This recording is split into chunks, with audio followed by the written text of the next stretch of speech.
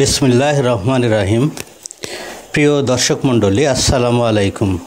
আমি মোহাম্মদ আবু বকর সিদ্দিক আমার এডুকার চ্যানেল থেকে আপনাদের প্রত্যেককে শুভেচ্ছা জানিয়ে শুরু করছি আজকের এই বিশেষ ইনক্রিমেন্ট অর্থাৎ জাতীয় ইনক্রিমেন্ট কিভাবে নির্ধারণ করতে হয় সেই ভিডিওতে আপনাদের আমন্ত্রণ জানাচ্ছি। দর্শক মণ্ডলী, প্রথমে আমরা ইন্টারনেটে যাব এবং ইন্টারনেটে গিয়ে ইন্টারনেটের অ্যাড্রেস বারে আমরা www.payfixation.gov.bd এই অ্যাড্রেসটি আমরা লিখব। লেখার পরে এরকম পেজ আসবে, অনলাইন বেতন নির্ধারণের এরকম পেজ আসবে। এরপরে পরবর্তী ধাপ এই অপশন আমরা ক্লিক করব। এরপর দেখছেন যে অনেক বড় একটি মেসেজ এসেছে। এখানে আমি প্রিন্ট নিয়েছি, পড়েছি এবং বুঝেছি এই বাটনে ক্লিক করব এবং পরবর্তী ধাপে যাব। এরপরে ইনক্রিমেন্টে ক্লিক করব। ইনক্রিমেন্টে ক্লিক দেওয়ার পরে দেখুন যে এরকম একটা মেসেজ আসবে, এখানে হ্যাঁ বাটনে ক্লিক করব। এরপরে দেখুন আমি নিম্নের যে ক্যাটাগরির অন্তর্ভুক্ত তা নির্বাচন করুন। আমরা সরকারি ও বেসামরিক এই অপশানে ক্লিক করলাম। এরপরে আমাদের হিসাবরক্ষণ অফিস নির্ধারণ করতে হবে। তো এখানে উপজেলা হিসাবরক্ষণ কর্মকর্তার কার্যালয় এটা আমি নির্ধারণ করলাম। এরপরে বিভাগ, আমার বিভাগটি রাজশাহী, সেটা আমি নির্ধারণ করলাম।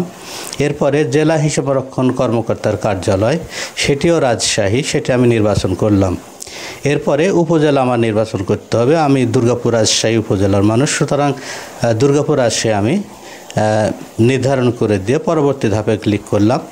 এরপরে হ্যাঁ বাটনে ক্লিক করলাম।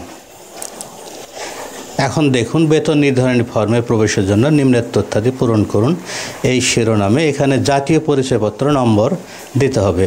আপনার যে জাতীয় পরিচয়পত্র নম্বর সেটি এখানে দিবেন।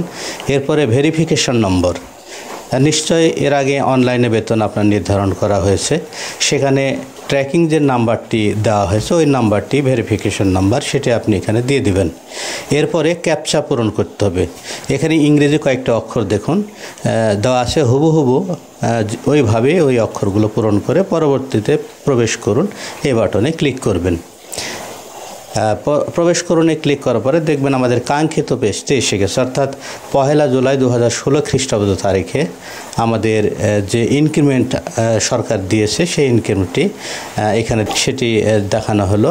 এরপরে পেজটি যদি আমরা প্রিন্ট দিতে চাই তাহলে প্রিন্ট অপশানে ক্লিক করতে হবে এবং এখানে পেজ নির্ধারণ করে দিতে হবে। তারপরে ওকে বাটনে ক্লিক করলে আমরা এই পেজটি প্রিন্ট দিতে পারবো। দর্শক মণ্ডলী, এতক্ষণ ভিডিওটি দেখবার জন্য আপনাদের সবাইকে ধন্যবাদ জানাচ্ছি। আল্লাহ হাফেজ।